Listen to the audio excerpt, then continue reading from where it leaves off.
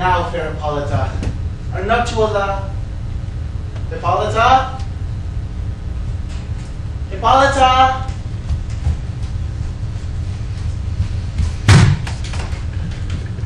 Now, fair Hippolyta, are not you Allah? Her jaws on apace. 4 happy days bring in another moon. But oh, methinks how slow this old moon wanes. She lingers my desires that to a step down on a dowager long withering out a young man's revenue. For days will quickly steep themselves in night, for night will quickly dream away the time. And then the moon, like to a silver boat, new beds in heaven, shall behold the night of our solemnities. Hippolyta, I wooed thee with my sword and won thy love by doing thee injuries, but I will wed thee in another key, with pomp, with triumph, with revelry. Ahem! Happy Theseus, our renowned Duke. Thanks, Aegeus. What's the news with thee? Full of vexation come I, with complaint against my child, my daughter, Hermia. Stand forth, Demetrius, my noble lord. This man hath my consent to marry her. Stand forth, Lysander, and my gracious Duke. This man hath bewitched the bosom of my child. Thou, Lysander, thou hast given her rhymes and interchanged love tokens with my child. Thou hast by moonlight at her window sung. With cunning hast thou filched my daughter's heart. Turned her obedience, which is due to me, into stubborn harshness. And my gracious Duke, be it so, she will not hear before your grace consent to marry with Demetrius. As I beg the intrepid law of Athens, as she is mine, I may dispose of her. What say you, fair Hermia? We advise Demetrius is a worthy fellow. So is Lysander. In himself he is, but in this, wanting your mother's voice, the other must be held the worthier. I do entreat your grace to pardon me. I know not by what power made bold, but I beseech your grace that I may know the worst that may befall me in this case if I refuse to wed Demetrius. Either to die the death, or to forever abjure the society of men.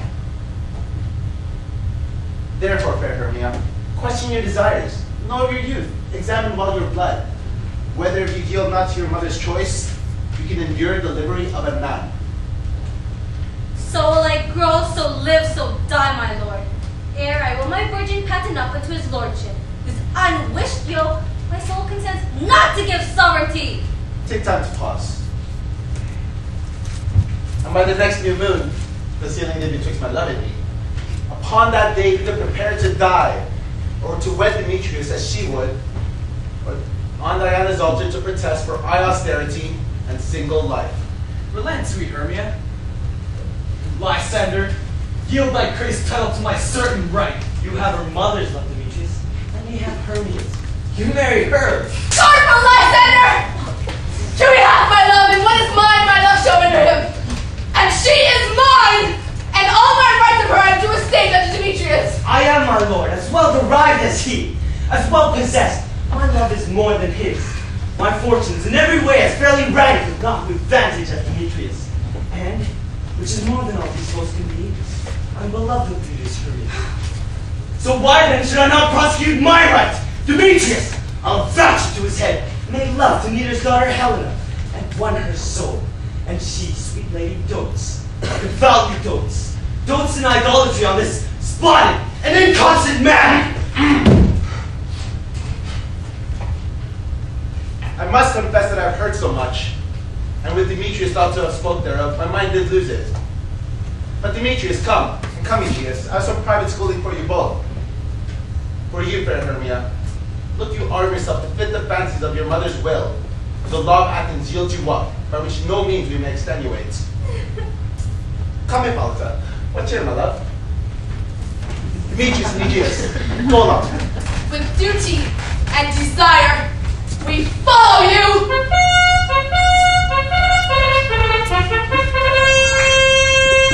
Come now, my love, why is your cheek so pale? Do chance the roses then have faded so fast? Be like for want of rain, which I could well have teamed them from the tempest of my eyes. I mean, for aught that I could ever read, could ever hear in tale or history, the course of true love never did run smooth. If then true lovers have ever been crossed, it stands as an edict in destiny. And let us Therefore hear me, Hermia. I have a widowed aunt, a dowager, of great revenue, and she hath no child. Remote from Athens at her house, 7 leagues, and she respects me as her only son. There, gentle Hermia, may I marry thee. And to that place the sharp Athenian law cannot reach us. If thou lovest me, steal forth from thy father's house tomorrow night, and in the woods a league without the town, where I did meet thee once with Helena. There will I stay for thee. My good Lysander, my Cupid's dog is full by his best heir with a golden head, in all the vows that ever men have broke, number more than ever woman spoke. At that same place thou hast appointed me, tomorrow truly will I meet with thee. Keep word, my love. Demetrius! Demetrius! Demetrius!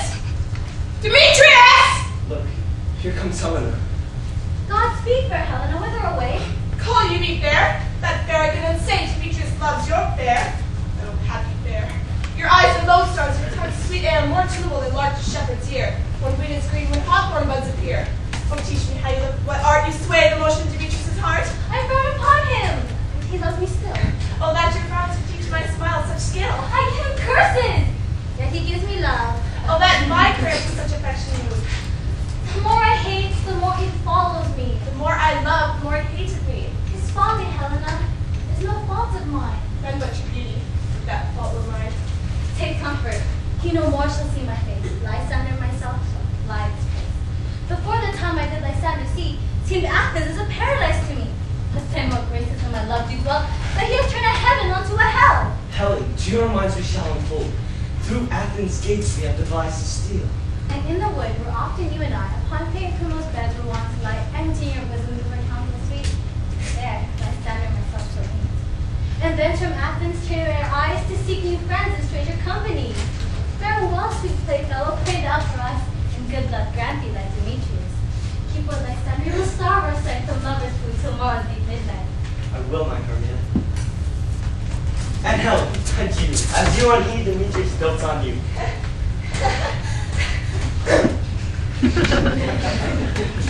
How happy some or other some can be. Through Athens I am thought as fair as she. But what of that? Demetrius thinks not so. He will not know all but what he do know. And as he errs, doting on Hermia's eyes, so I, admiring of his qualities, things base and vile, fully no quantity. But love can transpose form and dignity. Love looks not with the eyes, but with the mind, and therefore is winged Cupid painted blind. For ere Demetrius looked on Hermia's eye, he hailed down oaths that he was only mine. And when this hail some heat from Hermia felt, so he dissolved, and showers of oaths did melt. I will go tell him of fair Hermia's flight, and will he to the wood tomorrow night pursue her, and for this intelligence buy him thanks at a dear expense. But here in me I am too rich by pain, to have a sight thither and back again.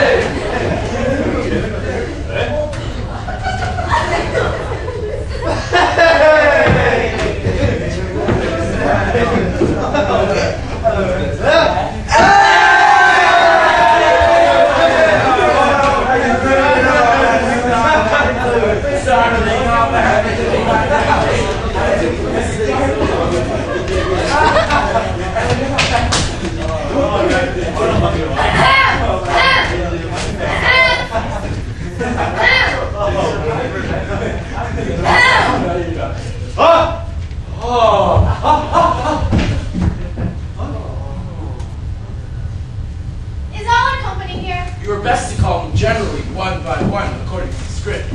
Here's the scroll of every man's name who has thought fit for all Athens to play their insolence before the Duke and the Duchess in this wedding day at Venice. First good quiz. Say what the play treats on, then read the names of the actors, and so grow to a point. Mary, our play is the most lamentable comedy and most cruel death of Pyramus and Thisbe. A very good piece of work, I assure you, and a merit. Now, good Quintus, call forth your actors by scroll. Masters, spread yourselves. Answer as I call you. Nick Bottom, the Weaver. Ready! Name what part I'm for and proceed. Nick Bottom, you're to take on you Pyramus. Pyramus, yes! Ha ha! Pyramus! What is Pyramus? A lover or a tyrant? A lover that kills himself will get it below. That will ask some tears in the true performing of it. If I do it, let the audience look to their eyes. I will move storms. I will condole in some measure to the rest. Yet my chief humor is for tyrants. I could play Hercules rarely, or parts in Terra Cat to make all split.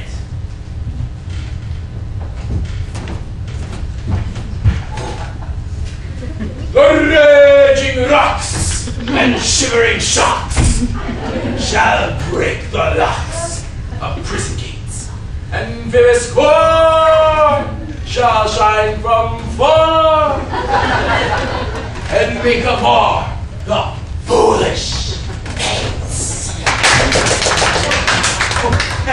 This is live. Now name this. But this is Hercules' vein, a tyrant's vein. Francis Foot, the bellows bender. Here, Quince.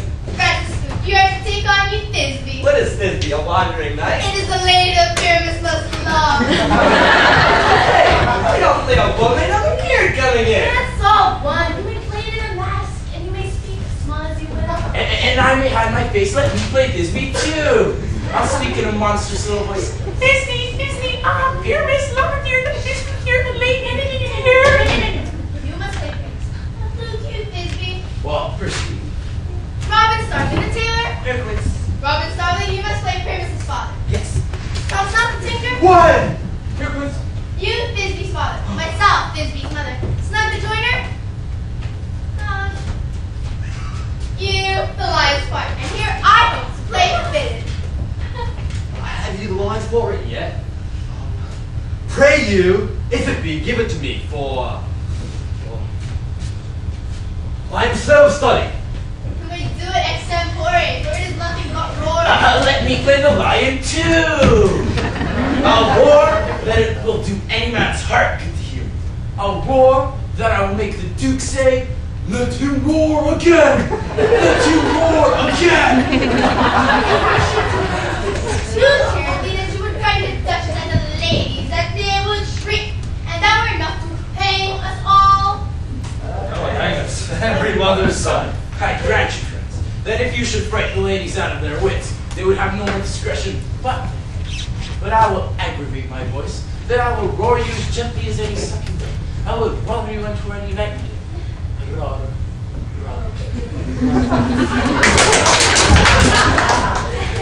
You may play no part but Pyramus. Pyramus is a sweet face, a proper man, as one shall see the summer's day, as most lovely gentleman like that. Therefore you must play Pyramus. Well, I will undertake. But masters, here are your parts, and I'm to entreat you, request you, and desire you to come by tomorrow night, and meet me at Palace Wood, mount out of town. Me and City will be dogged with company, and our devices known. In the meantime, I will drop a list of properties such as our play wants. I pray you, fail me not. We will meet! There, we rehearse most obscenely and courageous. Take your pains. Be perfect. Adieu! At the Duke's Oak we meet. Hey!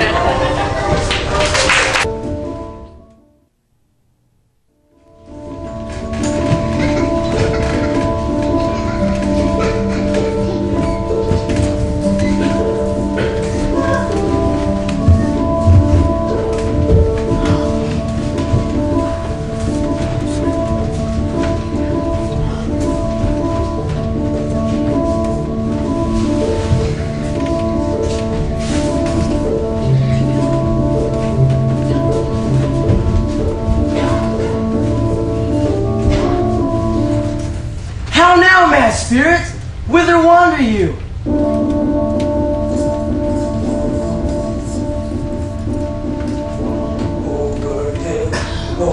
Over dale, through bush, through briar, over park, over bale, through flood, through fire. We do wander everywhere, swifter than the moon's sphere, and we serve the fairy queen to do her orbs upon the green.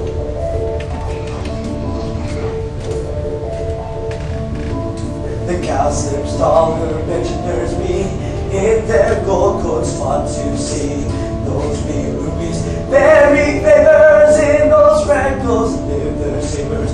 We must go sing some dewdrops here, and hang the pearl of every cowslip's ear. Farewell, the love spirit will be gone, our queen and her house come here on on. The king should keep his revels here tonight. Take heed, the queen come not within his sight. For Oberon is passing fell in wrath, because that she as her attendant hath a lovely boy, stolen from an Indian king. She never had such sweet a changeling, and jealous Oberon would have his child out of train to trace the forest wild. But she perforce withholds the loved boy, crowns him with flowers, and makes him all her joy. And now they never meet and go over green, by fountain clear, or spangled starlight sheen. But they do square, or else for fear creep into acorn cups and hide them there.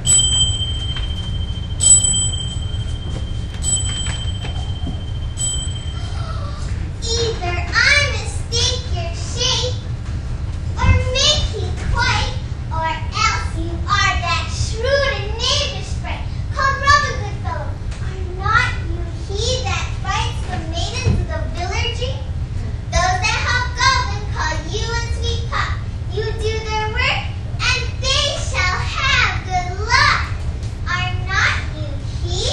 Thou speakest aright. I am that merrier wander the night.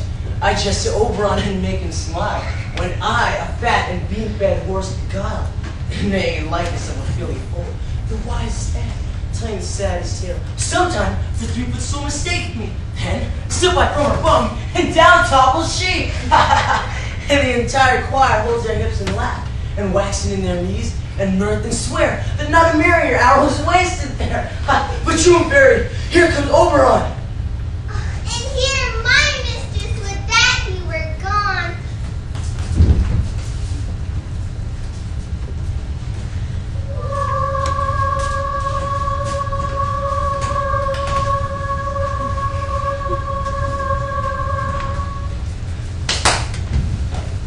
Ill met by moonlight, proud Titania. What? Jealous Oberon! Fairy skip hence! I forsworn his bed and company. Tarry, rash wanton! Am not I thy lord?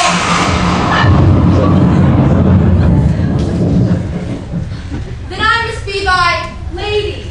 But I know when thou hast stolen away from fairyland, and in the shape of corn sat all day, playing on pipes of corn and versing love to amorous Philida. Why art thou here, come from the farthest step of India? But that, forsooth, the bouncing Amazon. Your buskins mistress and her warrior love to Theseus must be wedded, and do you come to give their bed joy and prosperity? How canst thou thus for shame, Titania, glance at my credit with Hippolyta, knowing I owe thy love to Theseus? These are the forgeries of jealousy, and never, since the midsummer spring, met we on hill, in dale, forest or me, to dance our ringlets the whistling wind, but with thy brawls thou hast to starve us sport. Therefore the winds, piping to us in vain as in revenge, have sucked up from the sea contagious fogs, which falling in the land have every pelting river made so proud that they have overborne their continents. The human mortals want their winter here. No night is now in him or carol blessed. Therefore the moon, the governess of flight, pale in her anger, washes all the air that rheumatic diseases do abound. And through this distemperature do we see the seasons alter. The spring, the summer, the childing autumn, angry winter, changing their wonted liveries, and the mazed world by their increase now knows not which is which. And this same progeny of evils comes from our debate, from our dissension. We are their parents and original. You amended then. It lies in you. Why should Titania cross her Oberon? I do but beg a little changeling boy to be my henchman. Set your heart at rest. The fairyland buys not the child of me. His mother was a votaress of my order. And in the spiced Indian air by night, full often hath she gossiped by my side, and sat with me on Neptune's yellow sands, marking me in barred chairs on the flood. But she, being mortal of that boy, did die. And for her sake do I rear up her boy. And for her sake I will not part with him. How long within this wood intend you stay? Perchance till after Theseus' wedding day. If you will patiently dance around, go with us. Give me the boy and I will go with thee! Not for thy fairy kingdom! Fairies away! We shall try down it by love. Well, go thy way! I shall not from this grove till I torment thee for this injury. My gentle Puck, come hither.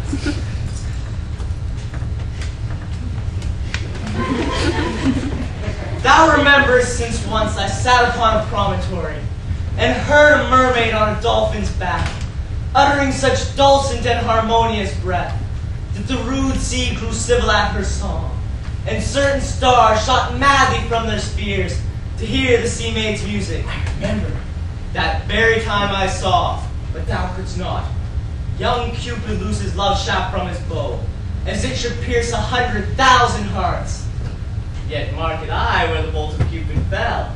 It fell upon a little western flower, before milk white, now purple with love's wound. And maidens call it love in idleness.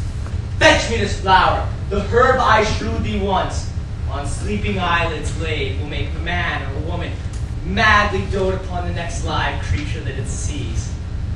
Fetch me this herb, and look thou meet me ere the Leviathan can swim a league. I'll put a girdle round about the earth in 40 minutes.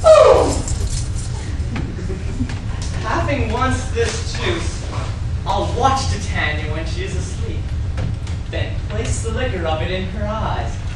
The next thing she then waking looks upon, be it on lion, or bear, or wolf, on meddling monkey, or on busy ape, she shall pursue it with the soul of love.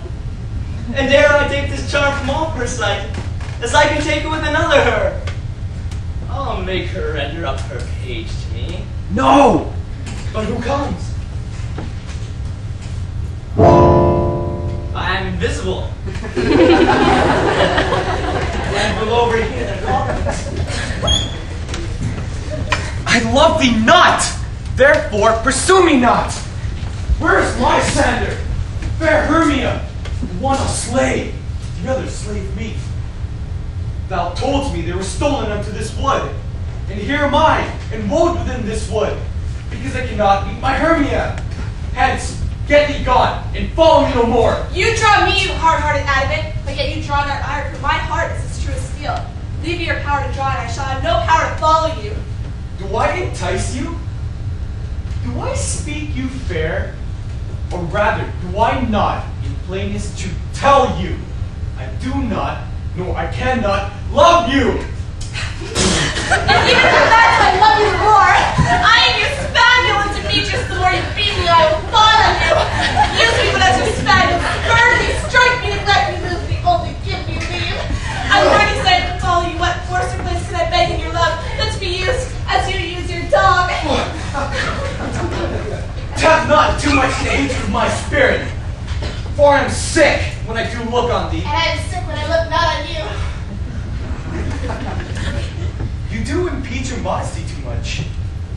To leave the city and commit yourself into hands of one that loves you not. To trust the opportunity of night and the ill counsel of a desert place with the rich worth of your virginity.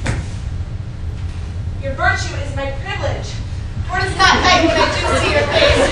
Therefore I think I'm not in the night, nor doubtless will that world of company. For you and my respect are all the world. Then how can it be said that I am alone when all the world is here to look on me? I'll run from thee, and hide me in the brakes, and leave thee to the mercy of wild beasts. Run as you will, the story shall be changed. Apollo flies and Daphne holds a chase. The dove pursues the griffin. The mile lightning speed to catch a tiger rule the speed. When cowardice pursues and valor flies. I will not say thy question. Let me go. Or if thou follow, do not believe, but I shall do thee mischief in the wood. I in the temple and in the town and the field you do me mischief. Fie, Demetrius, your wrongs do set a scandal in my sex. We cannot fight for love as men may do. We should be wooed, we're not made to woo. I'll follow thee and make a heaven of a hell to die upon the hand I love so well.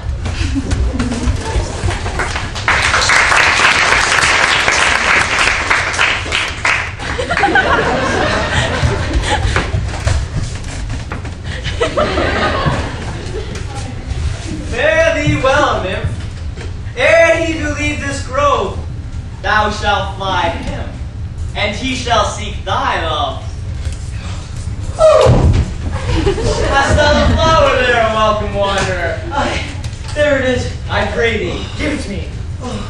I know a bank where the wild tide blows, where oxlips and the nodding violet grows, white over canopy with luscious woodbine, with sweet musk roses and with eglantine. There sleeps Titania some time of the night, lulled in these flowers with dances and delight.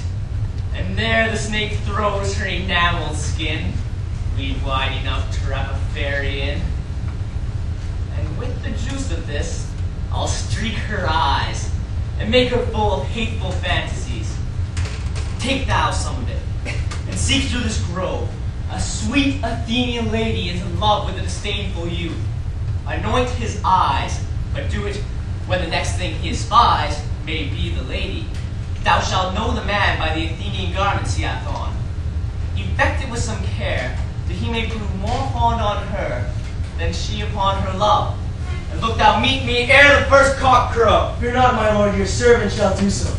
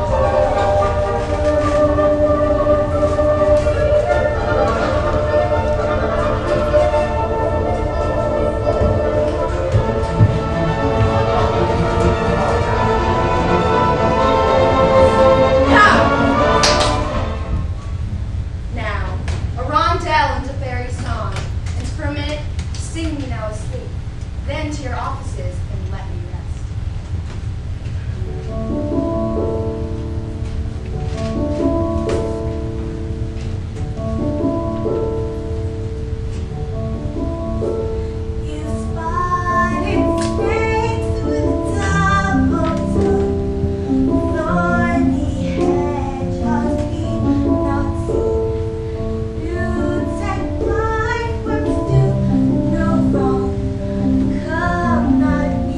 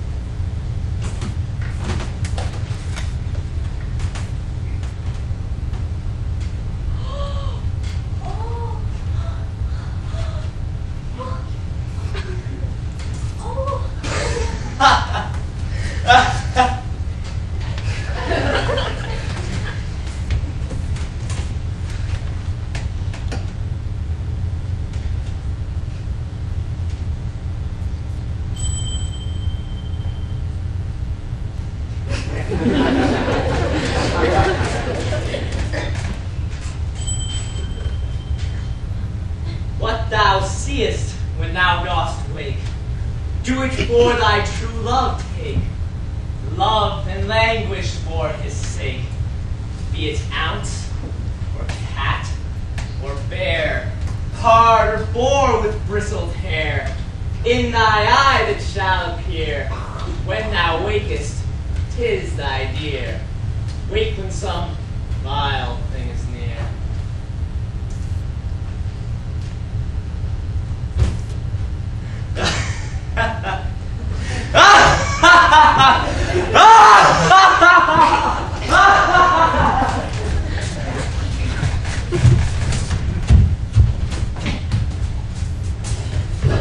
Friend love, he fains with wandering in the wood, and to speak troth, I have forgot our way.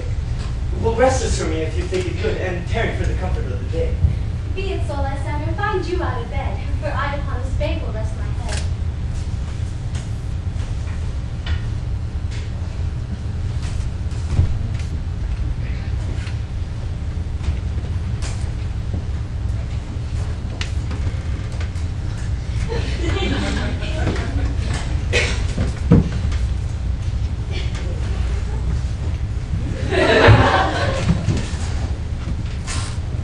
One turf shall serve as a pillow for us both. One heart, one bed, two bosoms, and one throat. Nay, good Lysander! For my sake, my dear, lie further off yet. Do not lie so near. I would take the sense sweet of my innocence. Love takes a meaning in true love's conference. I mean that my heart unto yours is knit, so that but one heart we can make of it. Two bosoms interchained with an oath. Therefore, two bosoms and a single choke. Then by your side, no bedroom need deny. For lying so hurried, do not lie. Lysander riddles very prettily, but much beshrew my manners and my pride, if Hermia meant to say Lysander lied. But gentle friend, for love and courtesy, lie further off in human modesty. Such separation, as may well be said, becomes a virtuous bachelor and a maid. So far we distant, good night, sweet friend. I will on your altar till I sweet I can. Amen, amen, to that fair prayer, say I. And then in life when I am loyalty. Here's my bed, sleep give thee all his rest. And hath the wish that wishes I see Christ.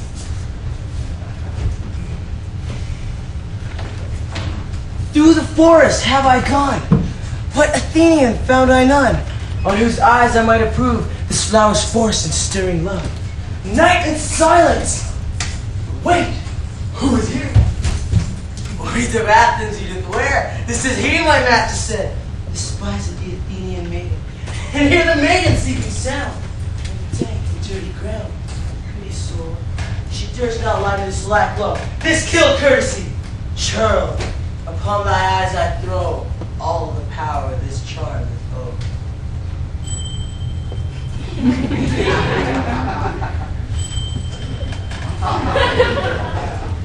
When thou awakest, let love forbid, sleep his seat upon eyelid. So awake when I am gone, for I must now to overrun. Stay, though thou kill me, sweet Demetrius. I charge thee, hence! And do not haunt me thus! Oh, wilt thou darkly leave me? Do not so. Stay on thy peril. I alone will go. I'm out of breath in this fond chase. The more my prayer, the lesser is my grace. Happy is Hermia wheresoever she lies, for she hath blessed and attractive eyes. How came her eyes so bright? Not with salt tears, if so my eyes are oftener washed than hers. No, I am as ugly as a bear, for beasts that meet me run away from fear. Lysander? Dead? Or asleep? I see no blood, no wound. Lysander, if you live, then sir, away! And run through fire I will for thy sweet sake. Fair Helen, nature shows up, and through thy bosom bosom makes me see thy love. Not Hermia, but Helen I love, who will not change a raven for a dove. Wherefore was I to this keen mockery born? When at your hands did I deserve such scorn? Could troth you do me wrong, could suit you do, in such disdainful manner me to woo. Oh, that a lady of one man refused, should another therefore be abused. She sees not Hermia. Hermia, sleep thou there, and never mayest thou come Lysander near. And all my powers address your love and might, to honor Helen, and to be her knight!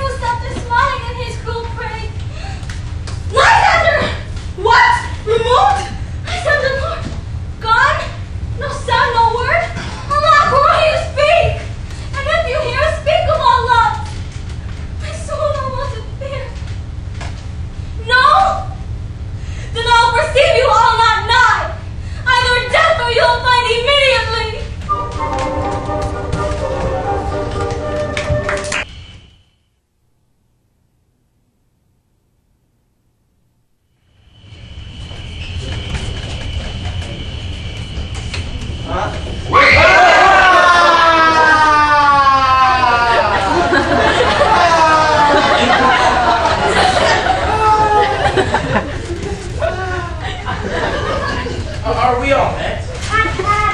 And it is a marvelous convenient place for our rehearsal. This green plot shall be our stage, this hawthorn bush our tiring house, and we will do it in action as we will do it before the Duke. Quince. Sayest thou, Willie Bottom? There are certain things in this comedy of Pyramus and Thisbe that will never please. First, Pyramus must draw a sword to kill himself, which the ladies cannot abide. How answer you that? Why are lackeys of harmless fear? I believe we must leave the killing out when all is done. Not always. I have advice to make. Always. Write me a prologue, and let this prologue say that we shall do no harm with our swords, and that Pyramus is not killed indeed. And for the more better assurance, tell them that I, Pyramus, am not Pyramus, but Bottom the Weaver. This shall put them out of fear. Well, we will have such a prologue, and it shall be written in 8 and 6. No, make it 2 more. Let it be written in 8 and 8. Will not the ladies be afraid of the lion? I fear it, I promise you. Masters, you ought to consider with yourselves to bring in, God shield us, a lion among ladies is the most dreadful thing. For there is not a more fearful wild fowl than our lion living, and we ought to look to it. Therefore, another poet must tell you is not a lion. Nay, you must name his name, and half his face must be seen through the lion's neck, and he must speak forth, saying thus or to the same extent. Ladies, or fair ladies, I would wish you, or I would request you, or I would entreat you, not to fear, not to tremble, my life for yours. If you think I could be there as a lion, it were pity on my life. Nope. I'm a man as other men are, and then let him name his name and tell them plainly that he is snug the joiner. Hey! We will have it. But there are 2 hard things, that is, we must have moonshine in the great chamber. For Pyramus and Thisbe says the story did meet by moonshine. Doth the moon shine the night we play our play? A calendar! Look in the almanac, find out moonshine. Find out moonshine.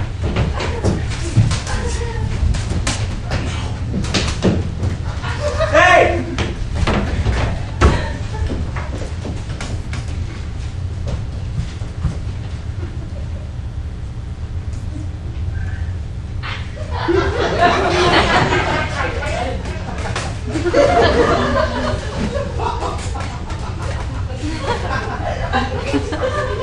Yes, it does shine that night. Hey!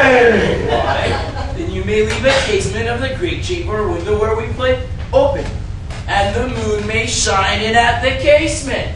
Hey! Aye, marry, else one must come in with bush of thorns and a lantern, and says he comes in his figure or to present the person of moonshine. Then there is another thing. That is, you must have a great wall in the big chamber.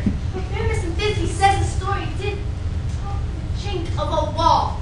You can never bring in a wall.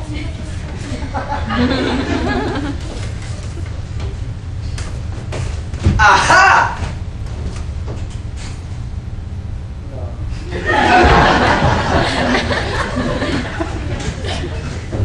Aha! Oh, no.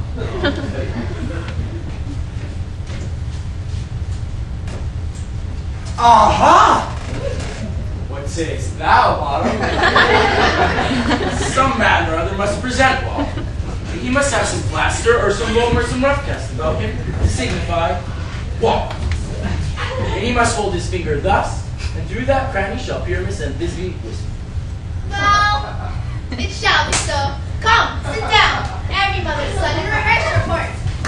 Pyramus, after you have spoken your speech, enter into that bush, and so everyone is cue. What hempen husbands are we swaggering here? So near the cradle of the fairy queen. What? A page boy? I'll be another. An actor too, perhaps, if I see cause. Pyramus, speak. Thisbe, stand forth. Thisbe, the flowers of odious savor sweet. Orders! Orders! Odor, savor sweet, so have thy breath, my dearest Thisbe dear. Voice. Now, here a while. By and by, I shall to thee appear. Stranger Pyramus did airplane here.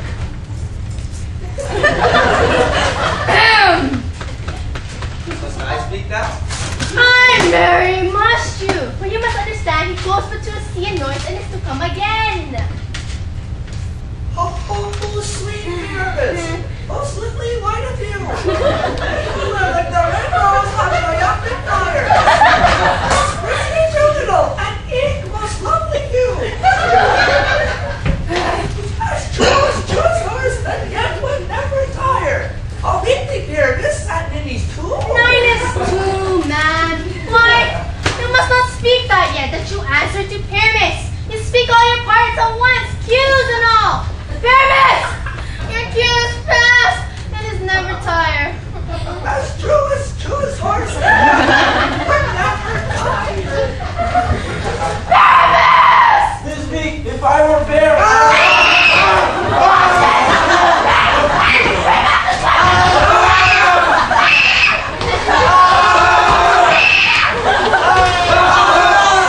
I'll lead you around and about. Sometimes the words tell me I have a bear and name. Fire and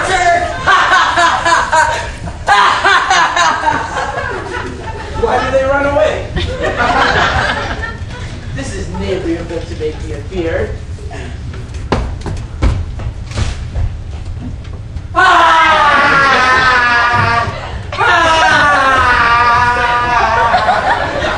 Oh, Bottom, thou art changed. What do I see on thee? What do you see? See an asset of your own, do you? Lefty, Lord, Lefty, now I'm translated.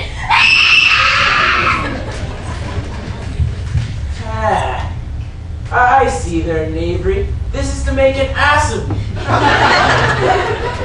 To frighten me. If they could. But I will not stir from this place, do what they can. I'll walk up and down and I will sing so that they shall see I'm not afraid. Gals look I'm so like a few, going Johnny Bill. Draw so with is not so true, run with little foot.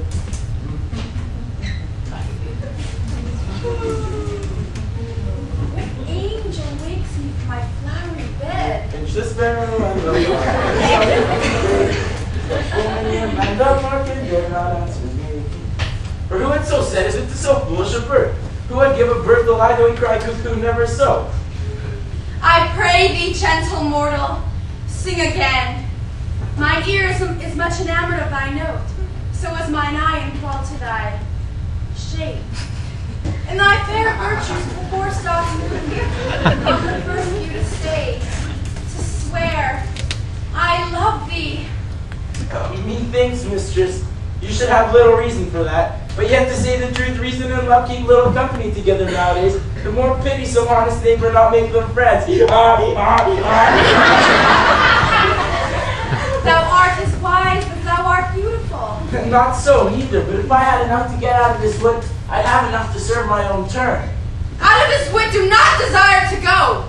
Thou shalt remain here, whether thou wilt or no.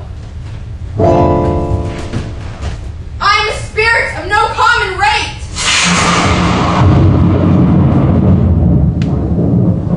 The summer still doth tend upon my state, and I do love thee. Therefore, go with me. I'll give thee fairies to attend on thee. Peas blossom, ready. Cobweb, ready. Moth, and mustard seed. Ready. Where shall we go? Be kind and courteous to this gentleman. Hop in his box and gamble in his eyes.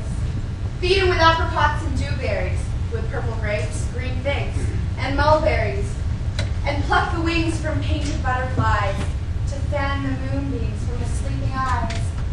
Nod to him, elves, and do him courtesies. Hail, mortal. Hail, hail, hail. I cry your worship mercy, heartily. I shall desire more acquaintance. Come, wait upon him. Lead him to my bower. The moon, methinks, looks with a watery eye, and when she weeps, weeps every little flower, lamenting some enforced chastity. Tie up my love's tongue, bring him silently.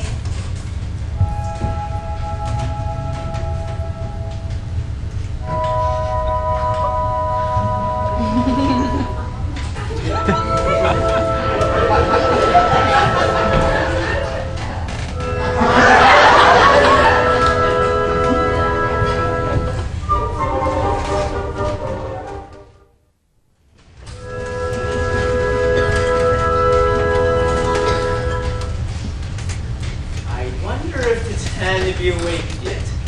Then, what it was next came in her eye, and she must dote on in extremity. Here comes my messenger. How now, mad spirit? What night rule about this haunted grove? My mistress with the monster is in love. Near her close and consecrated bower, while she was in her dull and sleeping hour. A crew of patches, rude mechanicals, that work for bread upon Athenian stalls, were met together to rehearse a play, intended for great Theseus' nuptial day. The shallow thick skin of that barren sort, whom Pyramus presented in their sport, forsook his scene, and entered into a break. When I did him with this advantage take, and ass his knoll I fixed on his head. I put an ass on his head, and this says me must be answered. And of course, my mimic comes. When they him spy, away his fellows fly! I led them on in distracted fear, unless sweet Pyramus translated there.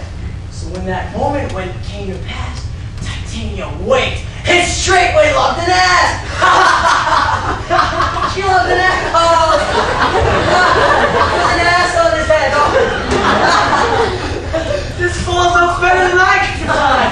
But hast thou yet lashed the Athenian's eyes with the love juice as I did bid thee do? I took him sleeping, that is finished too, and the woman by his side. So when he waked, of course she must be had. Stand close. This is the same Athenian. This is a woman, yet not this the man. Lysander! Lysander!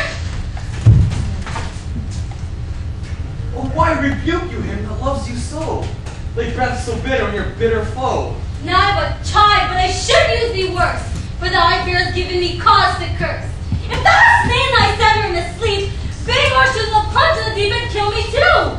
And can it be that thou hast murdered him, so should a murder look so dead, so grim? So should the murdered look. So should I.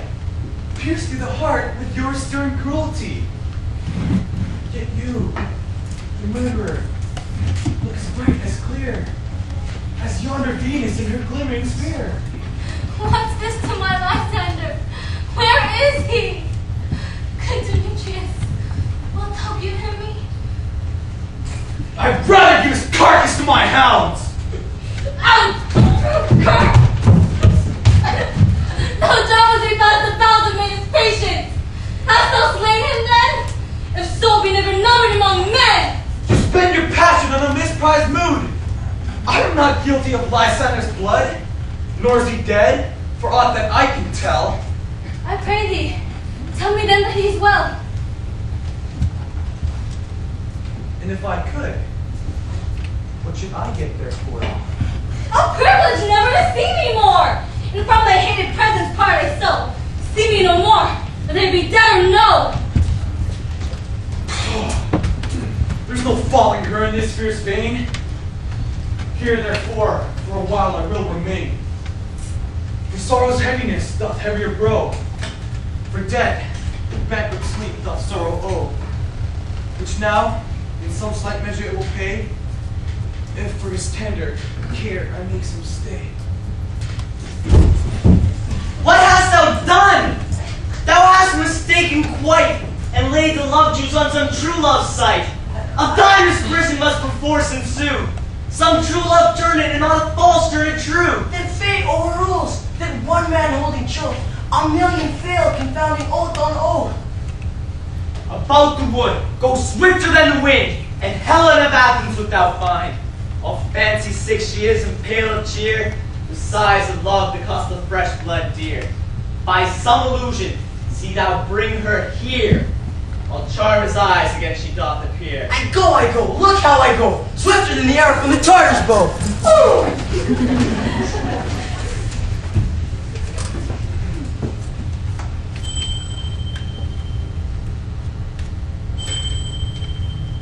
Flower of this purple dye, hit with Cupid's archery, sink in the apple of his eye.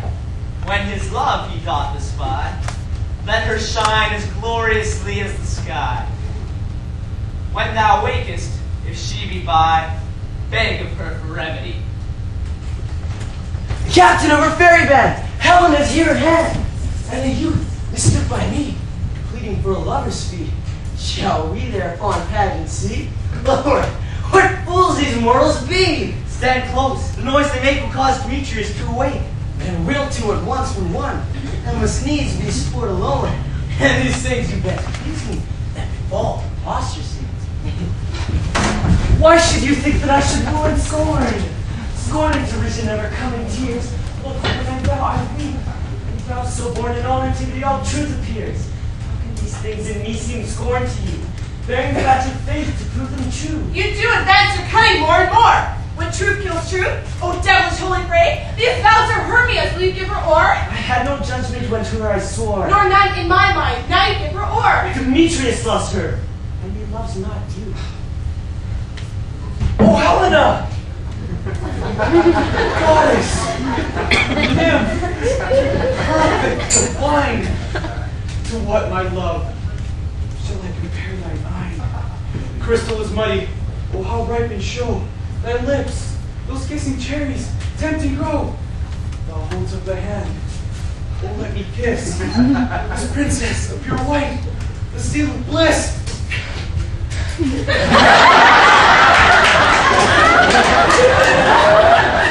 Oh spite! Oh hell! I see your all men set against me for your merriment. If you were civil and knew courtesy, you would not do me thus much injury. Can you not hate me as I know you do, but must join souls to mock me too? If you are men, as men you are, show you would not use a gentle lady so, to vow and swear and super praise my part, when I am sure you both hate me with your hearts. You both are rivals in love, Hermia, and now both rivals to mock Helena. A trim exploit, a manly enterprise, to conjure tears up in a poor man's eyes. You are unkind, Demetrius. Be not so. But you love Hermia. This you know I know. And here, with all goodwill, with all my heart, in Hermia's love I yield you up my part. And to yours, if ye bequeath, whom I do love, and will do till my death. Never did mockers waste more idle breath. Lysander, keep thy Hermia. I will none. If e'er I loved her, all that love is gone. Look, where thy love comes, yon is thy dear. The wife of my nun, Lysander, found my ear. I thank you, brought me to thy sound. But why can I do something so? Why should he stay, whom love doth press to go? What love could press Lysander from my side? Lysander's love that would not let him by. Fair Helen, who mourned in guilt of night, and all your heart goes. Why seekest thou me? Could not thee make thee know the hate I bear thee made me leave thee so? You speak not as you think. It cannot be. Lo, she is one of this confederacy. Now I perceive they have conjoined all three to fashion this false sport in spite of me. Injurious Hermia, most ungrateful me. Have you conspired? Have you with these three contrived to bait me with this foul derision? Since all the counts that we two have shared, the hours that we have spent when we have chid that hasty but a time for party, is it all forgot? I do not understand what you mean by this. I do persevere. Counterfeit sad looks, make mouths upon me when I turn my back, wink at each other, hold the sweet jest up. This sport, well carried, shall be chronicled.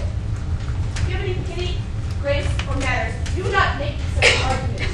But fare you well, it is partly my own fault. Death asks will soon remedy. Stay, gentle Helena! Hear my excuse, my love, my life, my soul. Fair Helen. Oh, excellent. Sweet, do not scorn her so. If she cannot entreat, I can compel. Thou canst compel no more than she entreats. Thy threats have no more strength than her weak prayers. Helen, I love thee, by my life I do. I swear by that which I will lose for thee, to prove him false that says I love thee not. I say I love thee more than he can do. If thou sayest so, withdraw and prove it too. Quick, come. Lysander, where to cancel this? Away you with you! No, he'll seem to break loose. Take on as you would follow, but yet come not. You are a tame man. No! Hang on, thou cat! Thou bird wild thing let loose! I will shake thee from me like a serpent! Lysander, why you grow so rude? What changes this sweet love? Thy love? Out, Tawny Tartar, out! Out, loathed medicine, hated potion, hence! Do you not jest? Yes, sooth, and so do you. Demetrius, I will keep my word with thee. I would, I had your bond. For I perceive a weak bond holds you. I'll not trust your word. What? Should I hurt her? Strike her? Kill her dead? Though I hate her, I will not harm her so. Hate me? What? Can you do me any greater harm than hate? Hate me? Wherefore? Am I not Hermia? Are you not Lysander? I was fair now as it was erewhile. Since night you left me. Since night you left me. Why then you left me? Oh, the gods forbid it, and it shall have saved. I, by my life, never did desire to see thee more. Therefore, be out of hope, of doubt, of question. Be certain, nothing truer. 'Tis no jest that I do hate thee and love Helena. Oh, me, you! You traitor, mother, you thief of love! What? You're not coming out so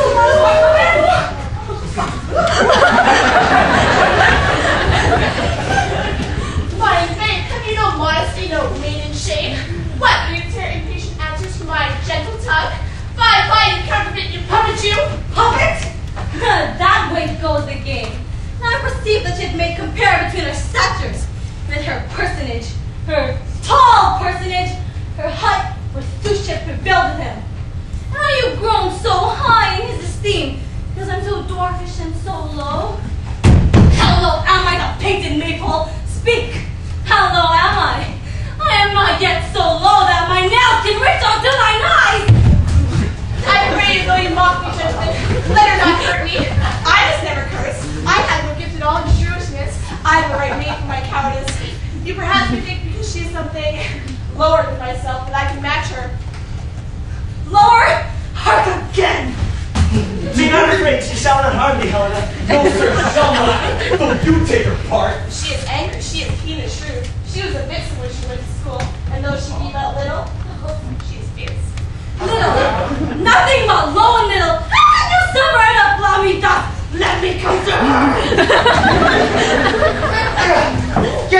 forgotten, you dwarf? You minimus of hindering not-grass maid? You bee! You acorn! You are too officious in her behalf to scorn your services. Let her alone. Speak not of Helena. Take not her part. Now she holds me not. Now follow if thou darest to try whose right thine or mine is most impelling. Follow. Nay, I'll go with thee, cheek by jowl. You mistress, all the cause wrong with you. Nay, go not back. I will not trust you. I no longer stay in your cursed company. Your hands and mine are quicker for a prey. My legs are longer, though, to run away. I'm amazed. I don't know what to say. It's thy negligence.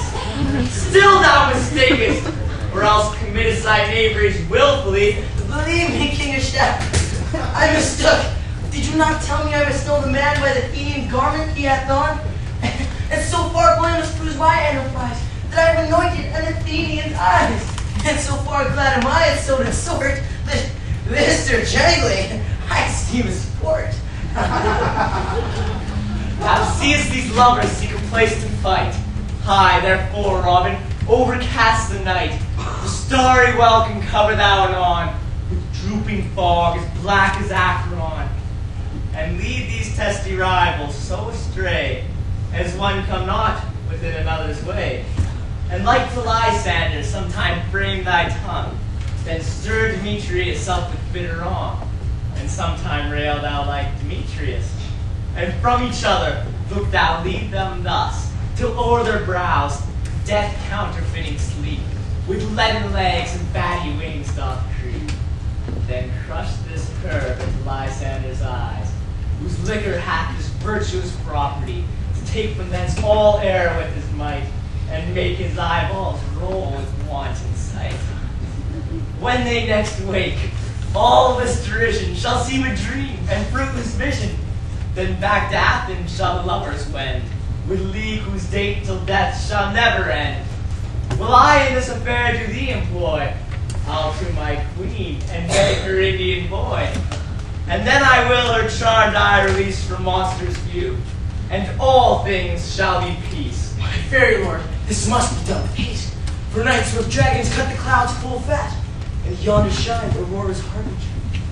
This must be done with haste. Make no delay. We may effect this business yet ere day.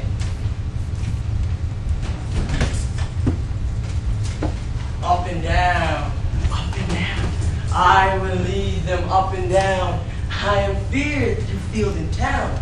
Goblet, lead them up and down.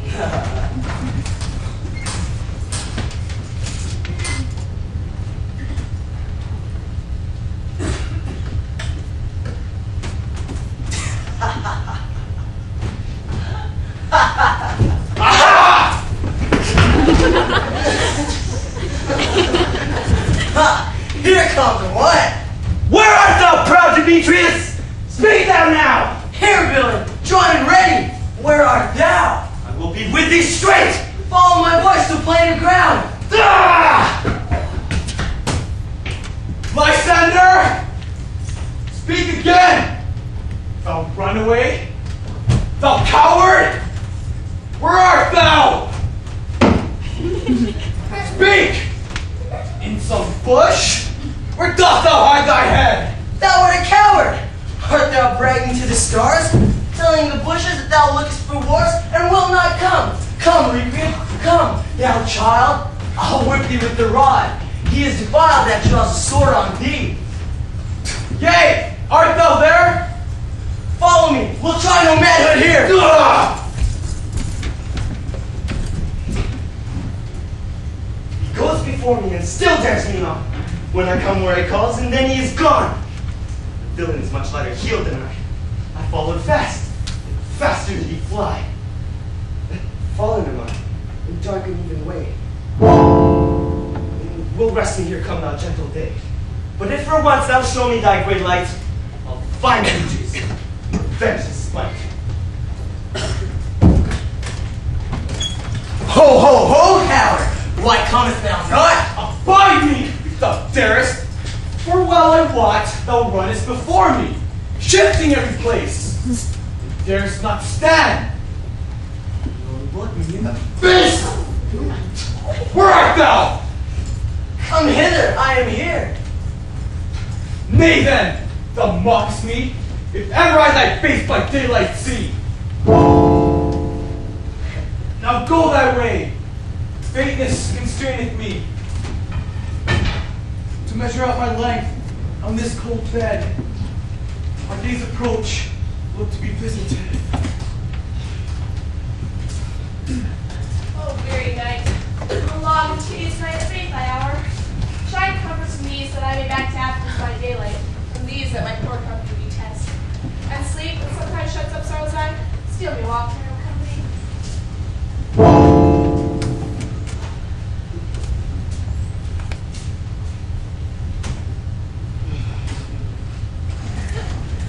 Yet but three, come one more, two a bowcat, makes a four. Here she comes, cursed and sad.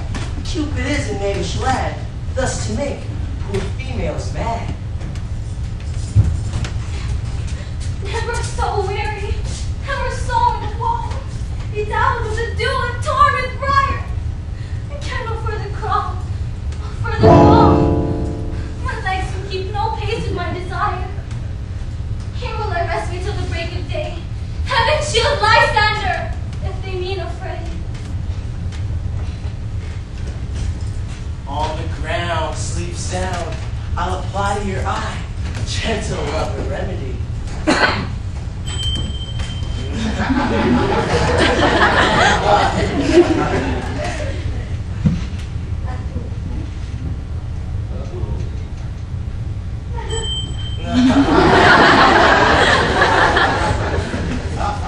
When thou wakest, with that cup forbidden, takes true delight in thy former lady's eye. And the country common known that every man shall take his own, and in their waking shall be shown. Cat shall have chill, naught shall go ill. Every man shall take his mare again, and all will be well.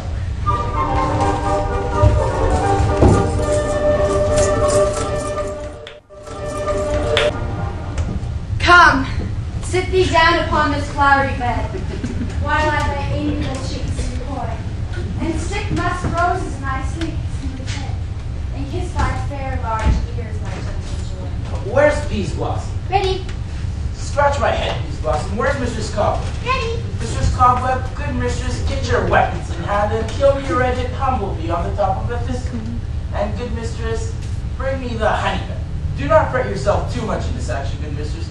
And mistress, care that the honey bag break not. I would be loath to have you overflown with the honey bag, senor. Where's Mistress Mustards? Ready? Give me your meat, Mistress Mustards. Even pray you leave your courtesies with me. What is your will? Nothing but how cavalry call with a scratch. I must see the barber's, mistress, for I'm harmlessly hairy about the face. I'm such a tender ass. My hair doesn't tickle me, I must scratch. Eepon, eepon. What? Wilt thou hear some music, my sweet love? I have a reasonable good ear in music. Or say, sweet love, what thou desirest to eat? Truly a peck of provender. I could munch your good dry oats. Oh, I have a great desire to a bottle of hay. Good hay, sweet hay, hath no fellow. I've adventurous fairy that shall seek this world's hoard and fetch thee new nuts. I'd rather have a handful or two of dried peas. But pray you, let none of your people stir me. An exposition of sleep come upon me. Sleep thou, and I will wind thee in my arms. Fairies, be gone, and be always away. So doth the woodbine, the sweet honeysuckle gently entwist. The female ivy so enrings the barky fingers of the elm. Oh, how I love thee, how I dote on thee.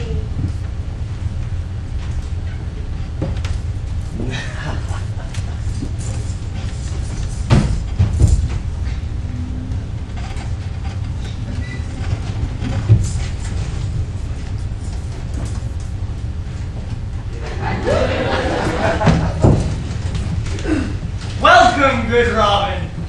Seest thou this sweet sight? Her dotage now I do begin to pity. For meeting her of late behind the wood, I did upbraid her and fall out with her. And then did ask of her her changeling child, which straight she gave me, and her fairy sent to bear him to my bower in fairyland. Now I have the boy. I will undo this hateful imperfection of her eyes. And gentle Puck, take this transformed scalp from off the head of this Athenian swain.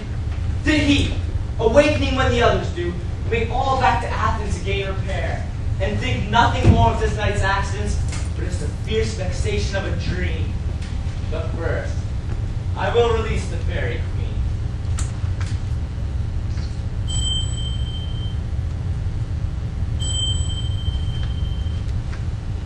Be as thou wast wont to be, see as thou wast wont to see.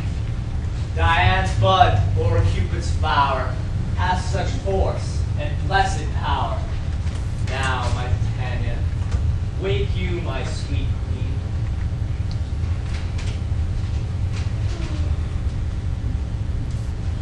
My Oberon! What visions I have seen! Methought I was enamored of an ass! There lies your love. How came these things to pass? Oh, how mine eyes do loathe his visage now. Silence a while. Robin, take off this head. Titania, music call and strike more dead than common sleep of all these 5%. Music, ho! Music such as charmeth sleep!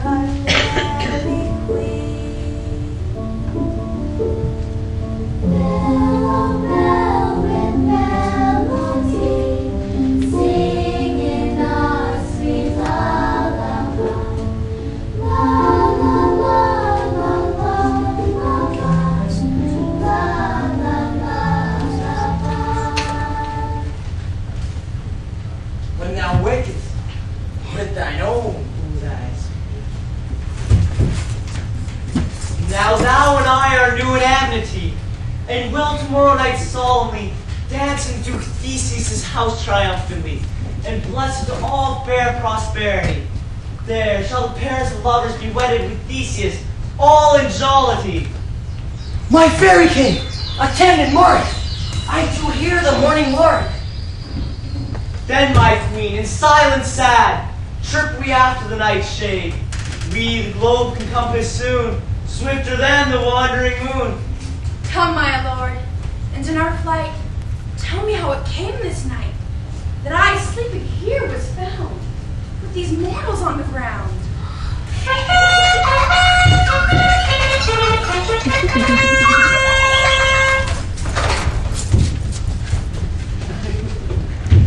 So, one of you, find out the forester. For now our observation is performed, and since we have devoured of the day, my love shall hear the music of my hounds. My love.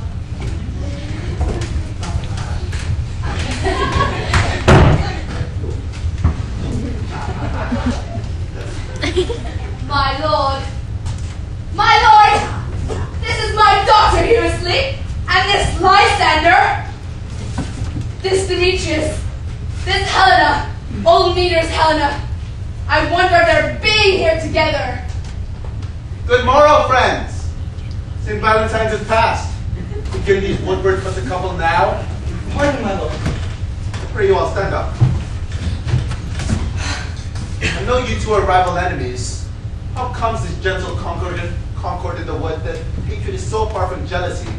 To sleep I hate and fear no enmity. My lord, I shall reply amazingly, half sleeping, half awake, but as yet, I swear, I cannot truly say how I came here, but as I think, for truly what I speak, And so it is, I came hither with Hermia. Our tent was to be gone from Athens, where we might without the peril of the thief. Enough! Enough, my lord, you have enough! I beg the law upon his head. They would have stolen away. They would, Demetrius, thereby to have defeated you and me. You of your wife and me of my consent. My lord! Of my consent that she should be your wife. Fair Helen told me of their stealth, of this their purpose hither to this wood. And I in fury hither followed them. Fair Helena in fancy following me. But my lord, I wot not by what power, but by some power it is. My love to Hermia melted as a snow. Seems to me now as the remembrance of an idol god in which my childhood I did dote upon. Though all the faith, the virtue of my heart is only Helena. To her, my lord, was I betrothed ere I saw Hermia.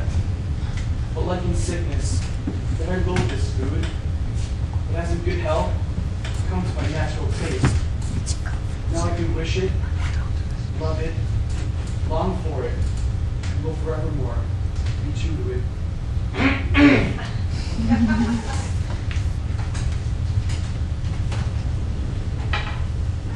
Fair lovers, you are fortunately met. Of this discourse we more will hear anon. Aegeus, I will overbear your will. For in the temple by and by these couples shall eternally be knit. And since the morning now is something worn, our purposed hunting shall be set aside. Away with us to Athens, 3 and 3. We'll hold a feast in great solemnity. Come, Hippolyta.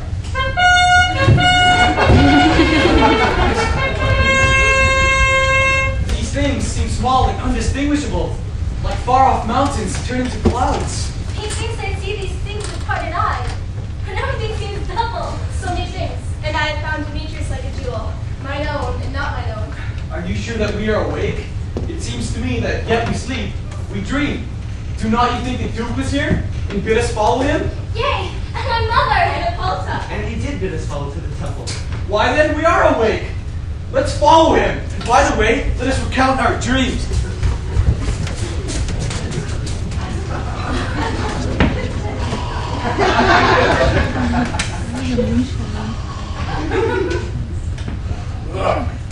When my cue comes, call me, and I will answer. My next is most fair Pyramus.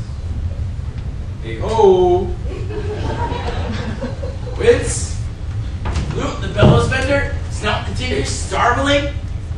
God's my life, stolen hence and left me asleep. I've had a most rare vision. I've had a dream. Passed the wit of man to say what dream it was. A man is but an ass if you go about to expound this dream. Thought I was. There's no man that can say what. Me thought I was and me thought I had. Man is but a patched school if he offers to say what me thought I had. The eye of man hath not heard, the ear of man hath not seen. Man's hand is not able to taste, his tongue to conceive, nor his heart to report what my dream was. I know I'll get Quince to write a ballad of this dream, and it shall be called Bottom's Dream, because it hath no bottom. And I shall sing it at the latter end of a play before the Duke. The Duke! The play!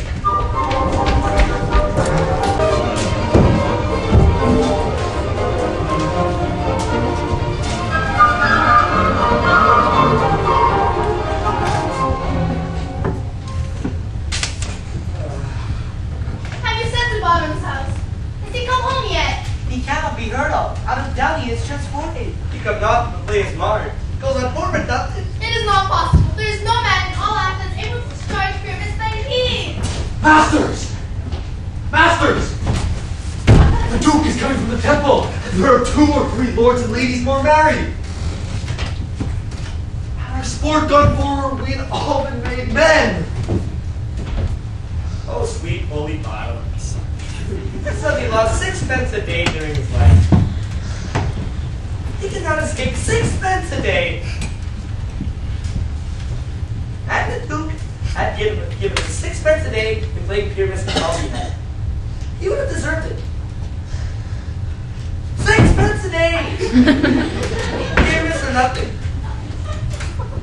Where are these lads? Where are these hearts? Possible to reach the most happy hour! Masters, I do discourse wonders, but ask me not what, for if I tell you, I am no true Athenian. Alright, I'll tell you everything right as it fell out. Tell us, Sweet Bottom. Not a word of me. All that I have to say is that the Duke hath died. Get your apparel together and meet presently at the palace. Each one look over their part, for the short and the long is... Our play is preferred! Yes! Anyway, let this be have clean linen, and let the one who plays the lion not pare his nails, for this shall hang out as the lion's claws. Masters, no onions or garlic, for we shall have her sweet bread. Kind of sure that they will say it is a sweet. Hey, away! Go!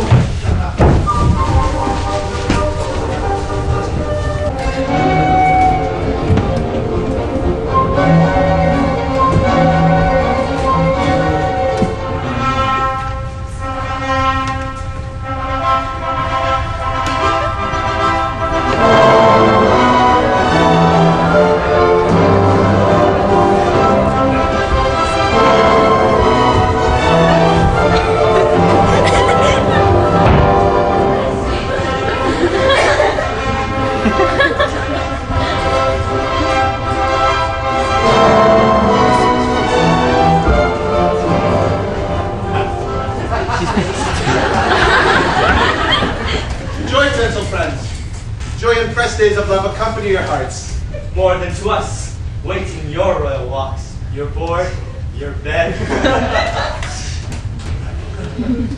Be seated. Come now, what dances shall we have to fill this long age of 3 hours between our after supper and bedtime? Here's a brief on these sports alright. The Battle of the Centaurs, to be sung by an Athenian eunuch to the harp. Well, none of that. The riots of the Tifti Bacchanals, tearing the Thracian singer in their rage. That is a null device. A very tedious brief scene of young Pyramus and his lover Thisbe. Very tragical mirth. Merry and tragical, tedious and brief. That is hot ice and wondrous strange snow. What are they that do play it? Hard-handed men that work in Athens here, which never labored in their minds till now, and now, with their unwritten memories, with the same play against their nuptial. And we will hear it. No, noble lord. Go, bring them in. I love not to say that wretchedness or charge and duty in the service perishing. Why, gentle sweet, you shall see no such thing, for never anything can be amiss when sinfulness and duty tender it. So please your grace, the prologue is addressed. Let her approach.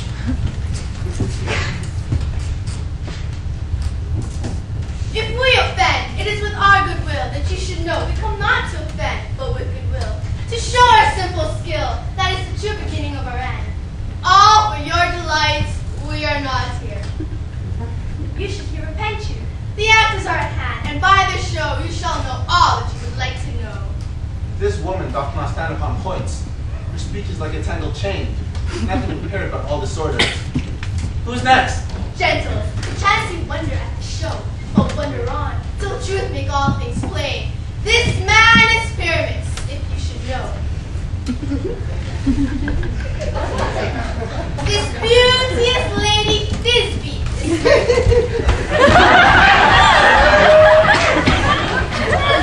this man with lime and rough gas doth present wall. That vile wall in which these lovers think no scorn, and through walls chink, poor souls are at which let no man wonder. This man with lantern, dog,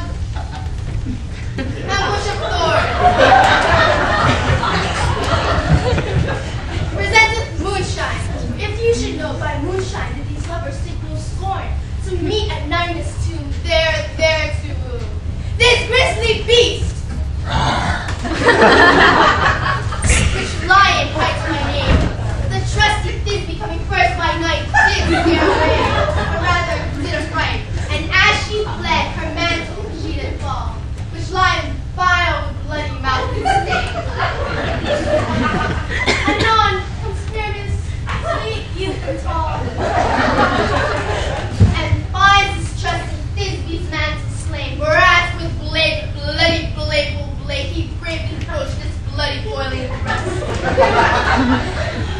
Thisbe, tearing in mulberry shade, his dagger drew and died. Wrong! Let lion, moonshine, wall, and lovers twain at large discourse while here they do remain.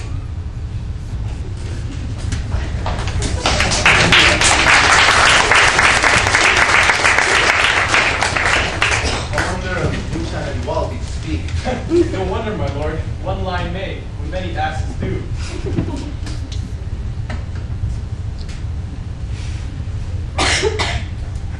In this same interlude, it doth befall that I, one Snout by name, present a wall. And such a wall as I would have you think, that had neither cranny, bowl, or chain.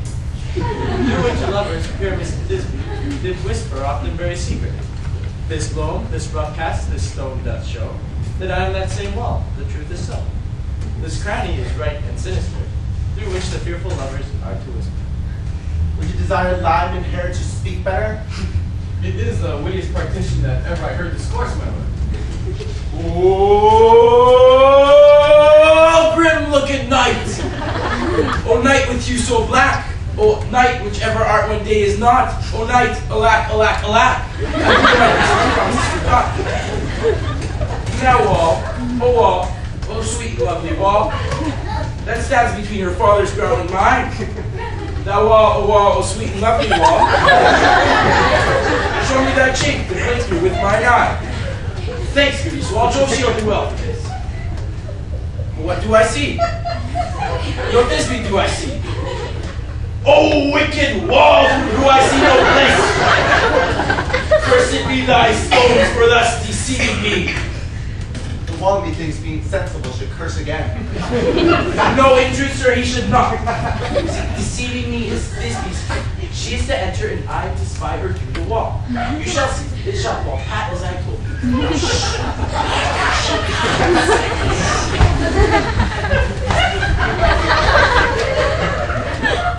Oh, wall, full often hast thou heard my moans. I fear this and me. My legs have often kissed thy stones, lest the local lion handed up in thee. I see a voice. Now lie to the chick, so I may hear my Thisbe's face. Thisbe, My love thou art, my love I think. think what thou wilt. I am thy lover's grace, and like Lymander, I am trusty still. And my talents and the fates may kill. Not shapless to progress was so true. I shameless to progress I to you. Oh, kiss me through the whole of this vile wall.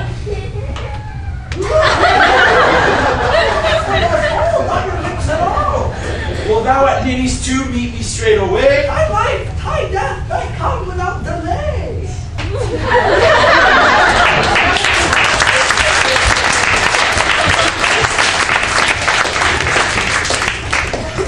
Thus have I, wall, my part discharged so, and being done, away I doth go.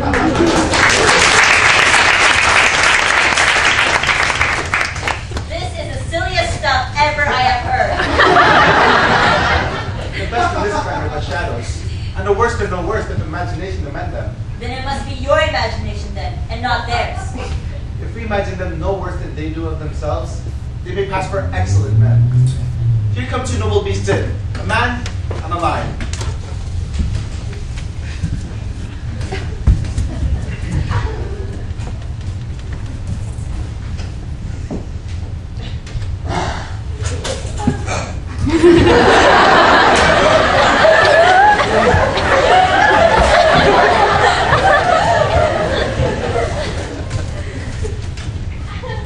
You ladies, you whose gentle hearts do fear the smallest monstrous mouse that creeps on floor, may now perchance both quake and tremble here, when lion in wildest rage doth roar. Then know that I only snug the joiner am. A lion fell, nor else no lion's that. For if as lion I should come in strife, into this place 'twere pity on my life. A very gentle beast, of a good conscience, This lion is a very fox for his valor. true, and a goose for his discretion. This Lathorn doth the woman horns on his head. He has no crescent, and his horns are invisible within his circumference. This lanthorn doth the horn we present, I, the man in the moon who seems to be. This is the greatest error of them all. The man should be put into the lantern. How else is the man in the moon? I am aweary of this moon. What you would change? Proceed, Moon. All that I have to say is that the lanthorn is the moon. I, the man in the moon. This dormant, my dormant. This doll, my doll. Why, all these should be in the lanthorn, for all these are in the moon. Silence! Here comes Thisbe! This is only these two, but where is my love?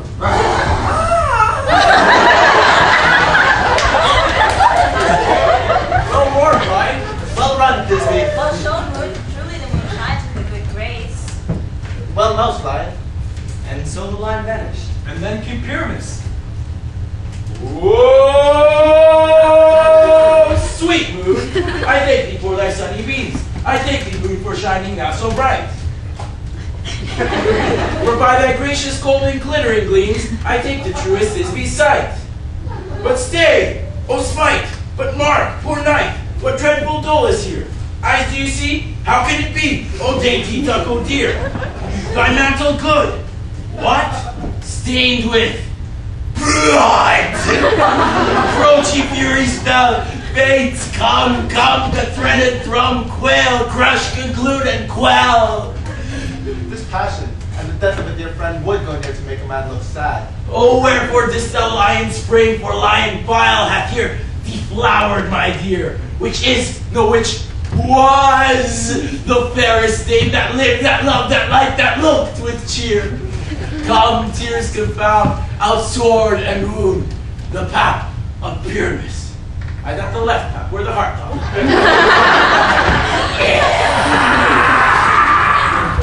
And thus die I, thus, thus, thus. Now I am dead, now I am fled. My soul in the sky, come lose thy light, moon take thy flight. Now die, die, die.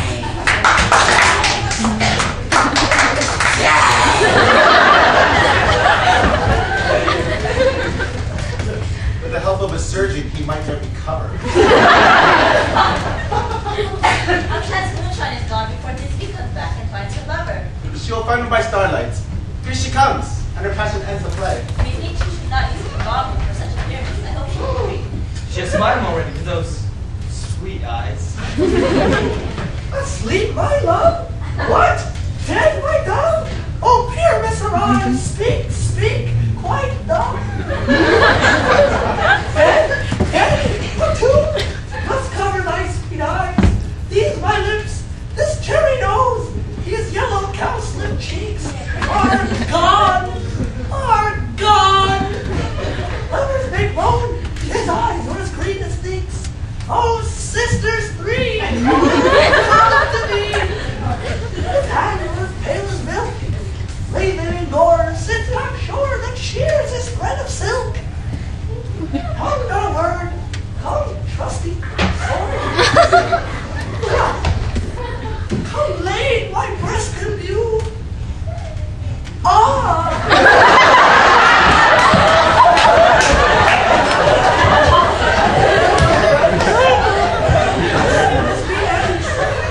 Adieu. Adieu. Adieu.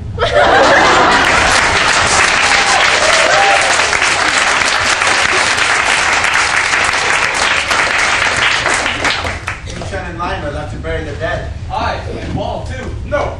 I assure you, the wall is down that part of their fathers. Would it please you to hear an epilogue or to see a dance between the two of our company? No, no epilogue, I pray you. For when all the players are dead, there needs none left to be played. But come, your dance. Let your epilogue alone.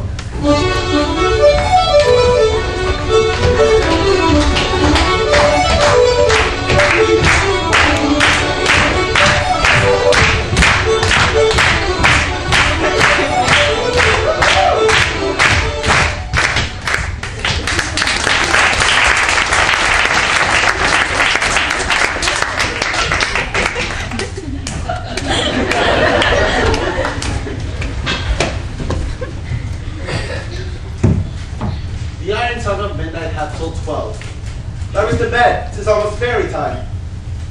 As much as we have overwatched this palpable gross play, have well beguiled the heavy gates of night. Sweet friends, to bed. A fortnight hold we in this solemnity, in nightly revels and new jollity.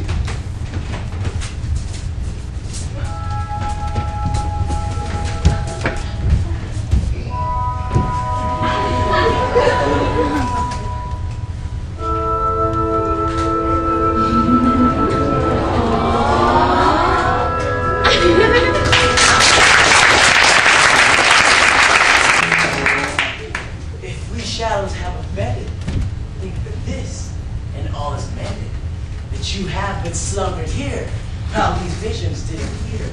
And this weak and idle theme, no more yielding, but a dream. Gentles, do not reprehend, for if you pardon, we will mend. And as I am an honest puck, if we have unearned luck to escape the serpent's tongue, we will make amends ere long, else the puck liar call. So, good night unto you all. Give me your hands if we be friends, and Robin shall restore amends.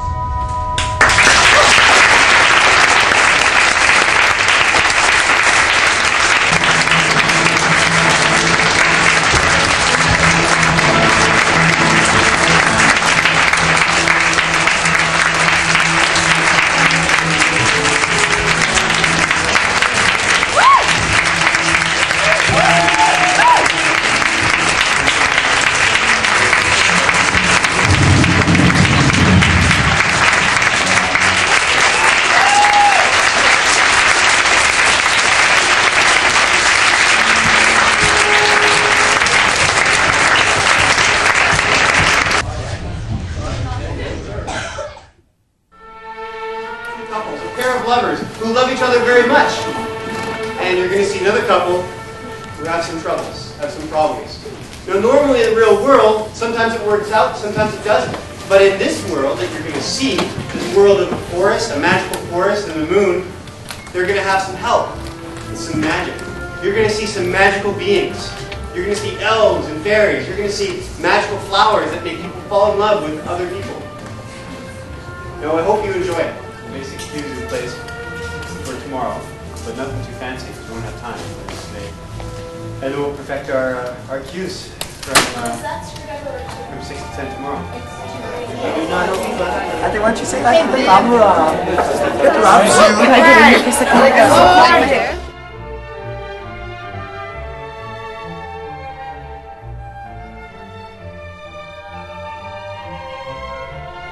We get out at 10, right? Like the cast. Yeah. We get out at 10. Didn't you read the paper? If you want another one, I have copy for you. Oh, I'm pretty sure I have it. Okay, yeah, tomorrow. No, push him like you used to. Oh, so he's gonna walk up all the way? Yeah, he's gonna walk all the way. Why don't you both meet just halfway, like in the middle? And then, yeah. Francis, I've spotted an inconstant man. Why don't you guys meet in front of Kelly and just meet? Oh, wait, she's right here.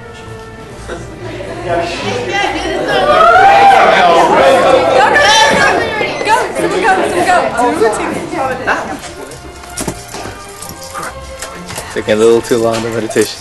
Anyway, this is how we get in. Oh my god. No, come on, quiet now. We're not allowed to be in here, so we're going to be very, very quiet. This is the girls' dressing room. It's probably a crime for me to enter here, but whatever, we'll give it a shot. Ladies? No, go away. You're now on camera. Guys, are you done? Yeah. Then go downstairs.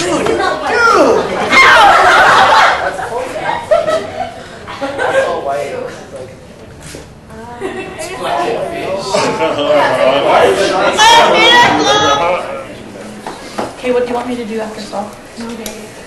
Just wiggle it around and put a camera on and stuff.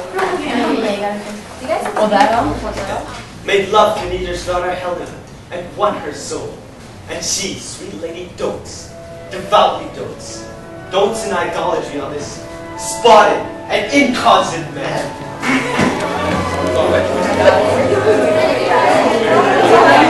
Yeah, that was fabulous.